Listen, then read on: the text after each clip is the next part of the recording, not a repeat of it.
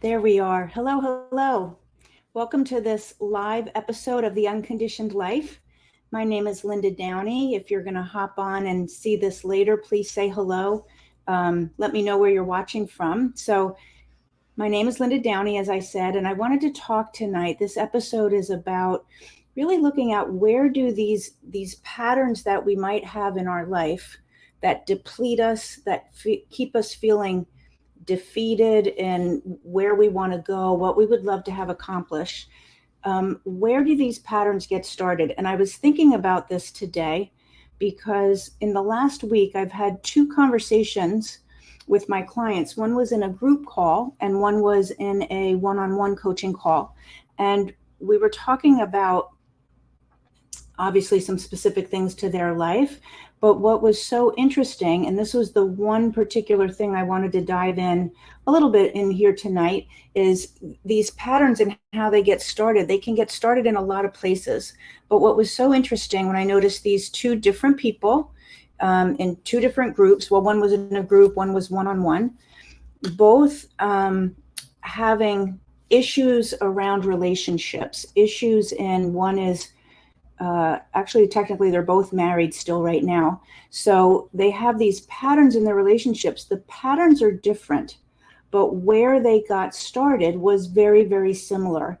And I thought, it would be so helpful for people to understand when you look at your own life. And I always invite you when we have these conversations to look at your own life. Like, how does that sound similar to what I've experienced? Or how can I map that onto my life and get some insights? So that's what my hope is for tonight, that we have this conversation and you see something for your life. So again, as I said, this is all about depleting patterns, and that could be in your relationships. Like you feel like you're always the one doing all the work, or you feel like your relationships never work out. They start out great and then they don't work out, and you see some similarities and some patterns in that. It might be at work, how you show up at your job, what you feel like you need to do to produce at work. Maybe you feel like you're never recognized, or on your team, you're the one who's always doing a lot of the work. It might be in your personal life, like your personal success or how you feel socially. So I'm making it be general about patterns, although the two examples that I've mentioned and that I'll go into deeper do both happen to have to do with relationships with their husbands, actually. So typically I work with women. I do have some men clients, but mostly I work with women. So if I speak about a lot of that about women, that's what I'm really geared towards. But please, whoever's watching or listening, go ahead and apply it to your life, because we're all human, right? And these kinds of things can all show up for all of us. So in with the two women that I was talking with over the past week, what came up was that in their relationship, in their marriage, well, one of them, what she has noticed over the course of her life is that she's always the one in relationships that makes it work.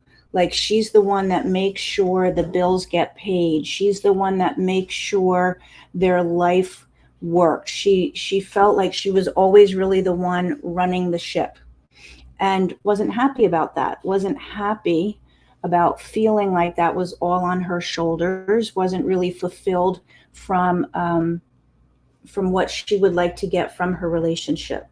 And the relationship is actually they're really not together. They are technically still married, but not together. So it's really hasn't produced a great marriage, right? So if you've ever felt like that in your life, raise your hand, that you're the one doing everything. You're the one who puts in all the effort to make the relationship work, and the other person does really very little. They kind of like zap you dry. They drain you. So it's a very depleting pattern.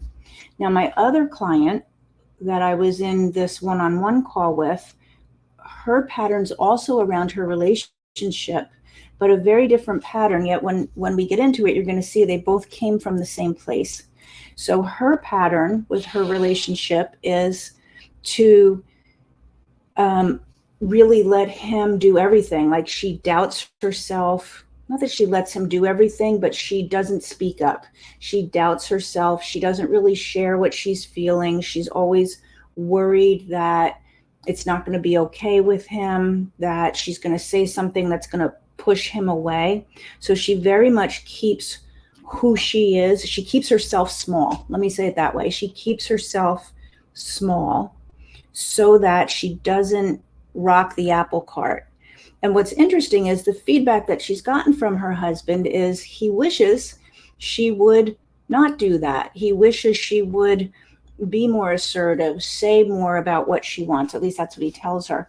But she has developed this pattern since long before they were married of making sure she stays small and she does what her partner needs.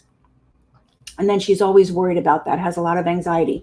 So you can see that both of these women have very different patterns, right? Like, one's doing everything, handling everything, wishing her partner would step up. And the other one is keeping herself small, not really sharing herself. In both of the conversations with these women, who are really great, successful women, they, one of them has businesses and is really successful. The other one is amazing at her job. She has a great job that makes a difference in the world, and she's really good at her job. So they've got these areas of their life that are really great, but in this area, not so great, right? So what they both shared during our conversation was that they saw their mother, and one of them even said mother and grandmother, being that way when they were growing up. So both of them said that. So what that is generational patterns. It's generational, I'm going to say wounding, because when we take on things that don't really work for us, it's depleting. We feel exhausted. We feel defeated. We're not really happy with the outcomes. That's a wounded way to live. It's not a thriving, happy way to live, right? So this is wounding, you could say, that got passed down. So they have patterns that they've been playing out and living from that were not even theirs. There's other places that patterns get started, and we won't do that in this conversation. We won't go into all of them because it would just be too long. Maybe the next one I'll pick another place to look at. But what I wanted to shine the light on for this conversation is the generational wounding, or the generational messaging and patterns that we get, that we just step into automatically without even realizing it. And then we're playing out exactly what we saw in our own household growing up. So there's a great story that sort of depicts this. And again, I'm seeing people hop on. This is streaming in multiple places. This is a podcast episode, but it's on YouTube. It's all over Facebook and, wherever you might be seeing it. I would love if you said hello, or later if you watch the replay, or if you have any questions. If I don't see them in the moment, I will answer them later when I go back. But so the patterns and the messaging that we get, we start living into, and we don't even realize it when it's generational type of messaging like this.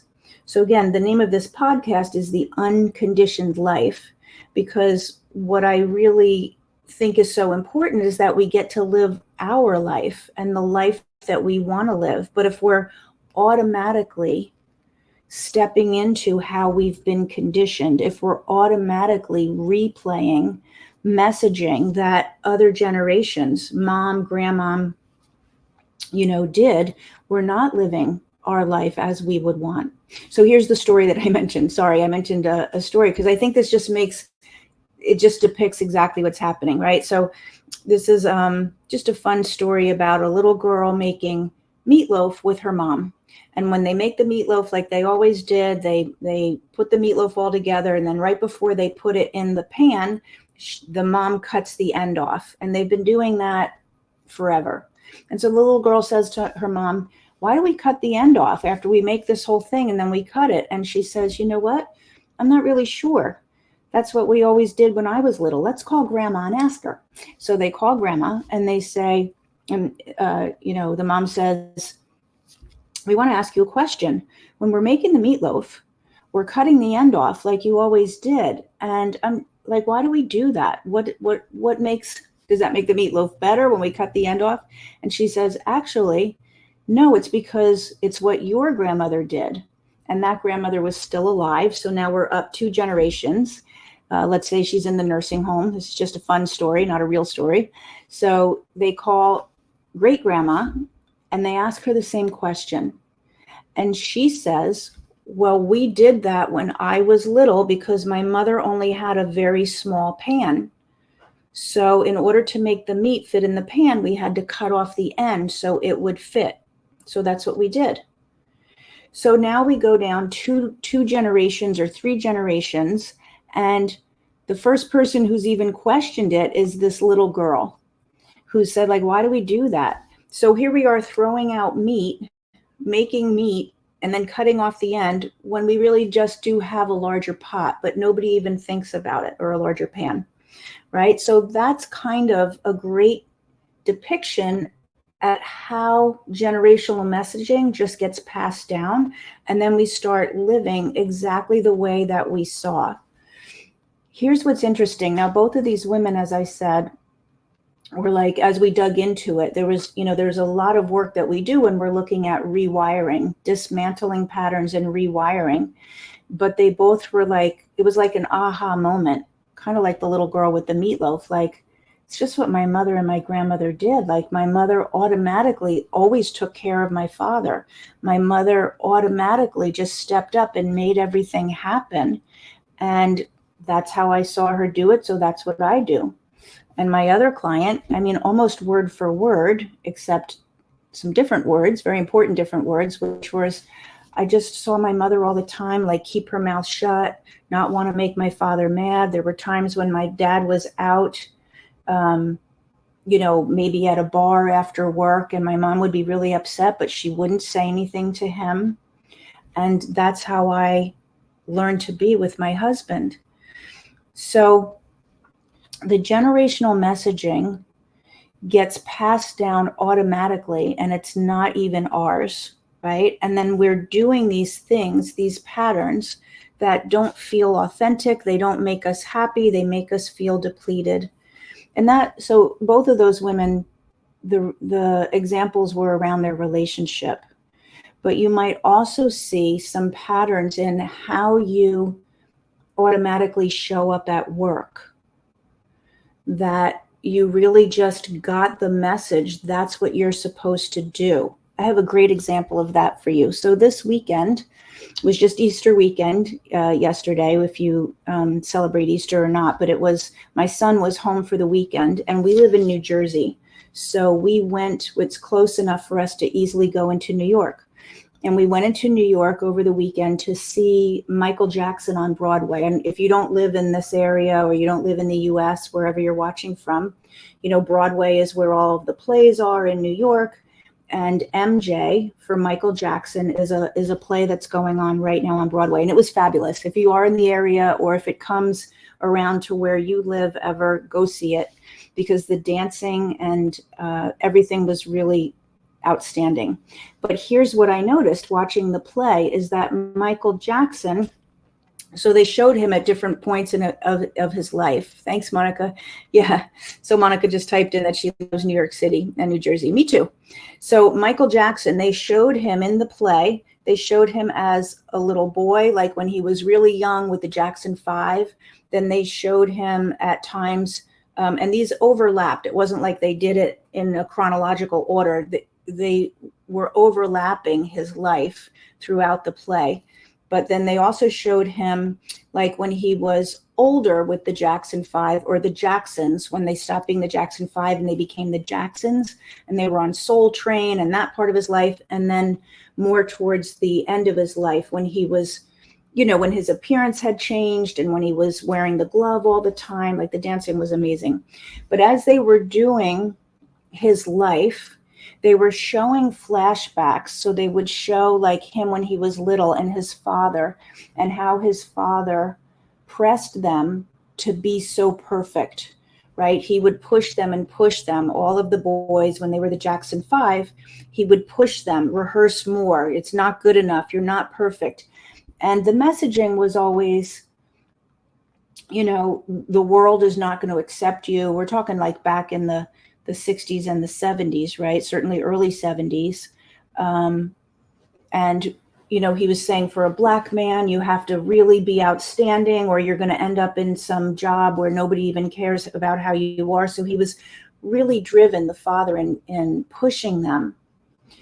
And at the time in the play, but I think that they really did this pretty accurately from all the accounts that I've ever heard of Michael Jackson, it was painful. It was painful for him to sort of be lost in this group of brothers and to have the father just so driven on them and such a perfectionist, and some of the phrases he used to say. So then in the parts of the play where it was actually closer to the end of his life, and he was doing, preparing for the tour for the Dangerous album, it was like in the 90s, and he was doing the same thing to his dancers and his group as they were preparing for the concert. He was pushing them, and the words that he was using were the same words that his dad used to say to him that were so painful for him when he was a little boy, and he really just wanted his dad to love him. And his father would say, get out there and practice more. It wasn't perfect. You messed up your lines, or you missed a step. And they would say, but we're tired. We've been practicing forever. And the father would say, it doesn't matter. Keep going. So fast forward to the end of his life when they're working on this concert, and his whole group is exhausted, and he's pushing them and he's pushing them. And the same words are coming out of his mouth that his father was saying that he didn't even realize. So that's the generational messaging. Generational messaging and generational stress can show up in a lot of ways. I'm going to give you one other example that's a little bit different.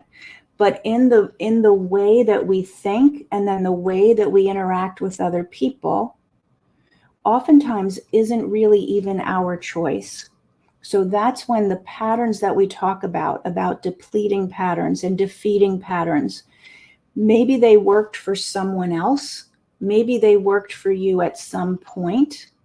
But a lot of times, if that's how you're feeling, depleted, defeated, exhausted, they're not working for you anymore.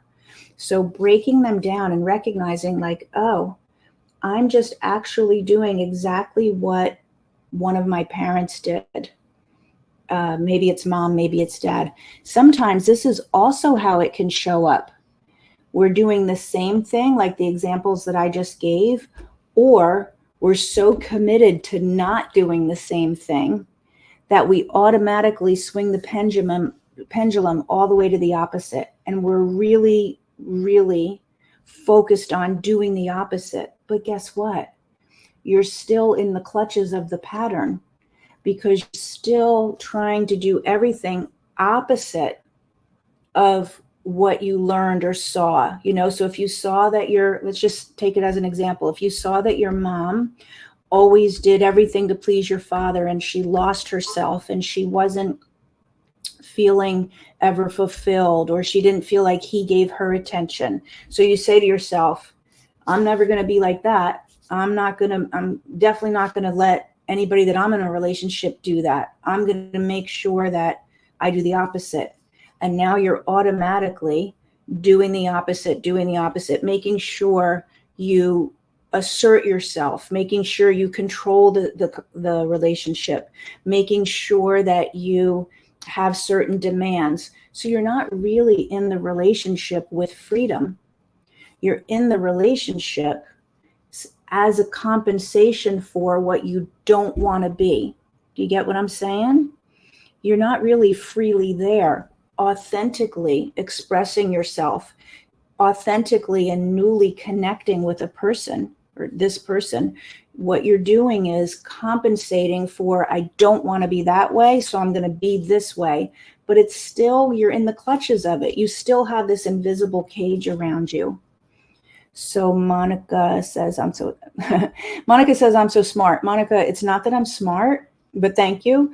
It's that I've done this. It's that when I had enough things not going right in my life, and I did enough work on trying to figure it out, and then I really saw how this is how human beings are. It's not just me, it's how people are. And if people can really learn and see things in a different way, they can have a different way to be. And so, I sought out the training to make sure that I could get that and I could deliver it with people. But thank you. I'll take the compliment. So that's an important thing to realize. You're either doing the exact same thing or you're making sure you're doing the opposite. But both of those are not really perhaps authentic to you. So take a look at that. Yes, and therapy. So Monica's saying therapy doesn't always work. Here's my take on therapy. And therapy can be great. I think that therapy can really move the needle in a lot of ways. I've done therapy multiple times in my life. What didn't get it over the finish line for me? So therapy didn't address, and maybe there are many therapists who do, but the missing piece for me was I might understand what was going on up here consciously, but my body would automatically want to respond in the same way. So I would feel the same way. I didn't really look at my nervous system and my emotions and the emotional home states that I was stuck in. All of those pieces are really important. All of those pieces is what I do now when I do. Yes, we need to rewire. Yes, we need to look at patterns and dismantle them, but we also need to change your nervous system. We also need to release the energy of the emotions. We need to learn how to live in different emotional home states. And talk therapy in particular just focuses on one of those. And that's why for me, I kept looping back into the problem, because I didn't learn how to recognize when I was having a nervous system response like that. So Ivy saying, therapy doesn't always work. I stopped taking my medication. Yeah, sometimes. So, medication is not my wheelhouse. It's not what I do. Whenever somebody's on medication, they want to really be in close contact and conversation with the person that's prescribing that. But I really do believe when you put all of those pieces together, when you learn how to manage your nervous system, because what is the medication for? It's either for anxiety or for depression. Because you've been in these patterns for so long, your nervous system is stressed out. You've been, doing things for other people, making their life work, or shutting yourself down so you don't disrupt the boat. That keeps somebody very stressed. When you start to learn how not to do that, and when you start to understand how to regulate your nervous system, it's quite possible you can move off needing that extra help. A lot of times what's in the wheelhouse of a therapist is just talk to me about your problems and I'll give you medication. So you can move out of that. But again, that's not my wheelhouse. I work with all those other areas. And I've definitely seen people, including myself, where our physical health gets better. So whether it is the anxiety or depression or gut issues because you're stressed all the time, so your gut is a mess, or chronic pain. Absolutely. I have seen in my own life and with the people that I work with, those symptoms naturally just diminishing to the point of disappearing, to the point where medicines can be adjusted. But that's an individual thing to talk with your provider or your doctor about. I wanted to give you on that note one more example of how generational messaging and the stress of that. So not only the words that you hear, like the words that you use, like in the Michael Jackson play, he was saying the same words that his father used to say to him. So not only the words that you use, the choices that you make. Let me just handle it. Let me just handle it. Let me keep my mouth shut. Let me not rock the boat. those choices that you make, but also in our physical body. So DNA gets changed. Your actual genetic coding gets changed. You're welcome, Ivy. Ivy just said thank you. Your DNA gets changed when you stay under stress. Those changes get passed down to children and the next generation and the next generation. So for example, if you had a grandfather who was in World War II and he experienced PTSD, he had PTSD, he had trauma, he had terrible things happen, and nobody really helped him process that out, and the stress stayed in his body. He comes home, he gets married, he has children. That stress will get passed in the DNA. So here's some studies that they did. Now this is with mice, but we know that it happens with people as well. What they did was they took mice and they, like the Pavlov's response, where you do something to make a dog, Pavlov's dog, you do something every time they hear the bell ring, and the dogs start to salivate because they know when the bell rings, I'm getting fed. So it's like this cue.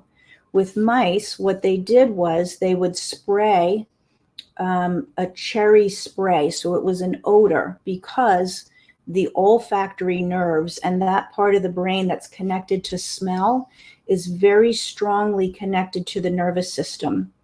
That's why, when it's the holidays and you smell the smells that you grew up with, you're like right back in those memories. Smell is very strong to remind you of the past and to affect your nervous system. So what they did with these mice, which was very interesting, is they would spray this cherry spray. It was a particular smell. And every time the mice smelled the smell, they got a shock. They smelled the smell, they got a shock. Smelled the smell, got a shock. So they started to relate the smell with, I'm going to get a shock. So now they are afraid, or they expect the shock. So they're guarding from it, right? When they bred those mice and passed down, they checked now the next generation and the next generation, they would spray the spray of the cherry smell and not shock the offspring. Yet the offspring still had the fear response. They still had the nervous system response in their body, their heart rate, all the things that would happened, even though they had never once been shocked. And here's the kicker. Do you know how many generations down that response got passed? 11 generations down of mice would still have a fear response, expecting to get shocked, when none of them had ever been shocked except the very first generation. They trained them with the smell and the shock until they had a set nervous system response, and then 11 generations of mice responded in the same way. It happens in humans as well. So when we have been growing up with people who have a nervous system that's stuck in anxiety, so it's not only the words that we hear them say, but it's also we learn how to regulate ourselves based on our parents when we're growing up, and also the DNA could get shifted. Now, here's the wonderful thing about DNA, because I don't want you to leave this conversation thinking my DNA has been damaged.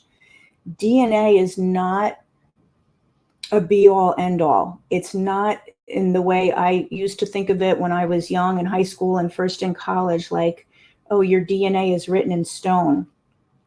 Your DNA is like a blueprint, but it can be changed. Your DNA is like a switch. You can turn the switch on or turn it off, depending on the environment that your cells live in. So if you have a genetic predisposition for cancer or for anything else, pick anything, whether that gets turned on or shut off, 90 to 95% of it has to do with the environment that your cells live in. And that means stress. So even if you had certain DNA codes that got passed down, you can still learn how to shift your nervous system and how to change that and how to shut off your genetic codes for anxiety or whatever else it is. So that's really important. I want you to take away from that. So let me just recap because I'm going to wrap it up in just a minute. But we talked about, we have depleting patterns, defeating patterns where we feel exhausted, we feel like we're stuck, we feel like we're not getting the results that we want in a relationship, how we feel at work, maybe socially, we don't want to go out and see people. We're stuck in patterns that in some way, shape, or form are not working for us. There's a lot of ways that those patterns get started. Tonight, in this conversation, in this episode, what we talked about was the generational messaging, the messages and the conditioning that get passed down to us that are not even ours, that have us be a certain way. So we either be exactly like we heard, or we work really hard at being the opposite. But neither one of those has us be the way we would choose freely and authentically to be. Until we dismantle those patterns, we look at and we dig into it, and then we rewire new ones. Then on top of that, we talked about not only do you need to rewire it, but you also need to address your nervous system. You need to address your physical body and how those patterns get stuck in your body, not just in how you think. So all of that is really, really important. That is the work that I do with my clients. That is, and more than that, but certainly all of that is what we do specifically in the Return to You program. So if you've listened to this, please say hello. Please ask any questions. I will definitely respond to them. And I appreciate everybody who's commented that I could see so far. And if you are tired, and I saw somebody say is 59 too old? No, 59 is not too old. In fact, I have clients in their 70s who completely shifted their life. Because here's what I would ask you. As long as you have breath left to breathe, do you deserve to have a life you love to live? Do you want to enjoy however many years are left with feeling like you're not a prisoner to the patterns that have not worked, that have caused your relationships to not be what they wanted? Do you deserve that? If you have any breath left, I say, of course you do, right? Or why are you going to keep living? Just to like go through the motions, just to survive, go through the motions until you're done? That's not what I believe. But I certainly do know that if you have a decision and a will to have it be different, it doesn't matter how old you are. Absolutely not. That's neuroplasticity. That is the ability of the brain to be plastic, to be able to change and to grow. You just need the right tools and the consistency and the support to do that. But it's absolutely possible. So any questions, please leave them. I'll go back and check in the comments. If you are interested in talking to me about the Return to You program, it's a very comprehensive program. It's by invitation only. So I like to talk to everybody to see, just where you're at and if that's a good fit for the work that we do. You can also reach out to me, leave a comment here.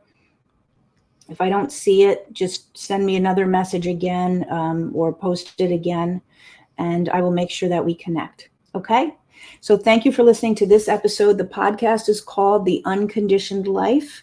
You can find that wherever you listen to podcasts, because there's probably, 20 or so episodes in there now, if you wanted to listen to some other things along these same lines of how to not live your life as conditioning to somebody else's messaging, to patterns that you don't want to live. How do you live your life authentic to yourself?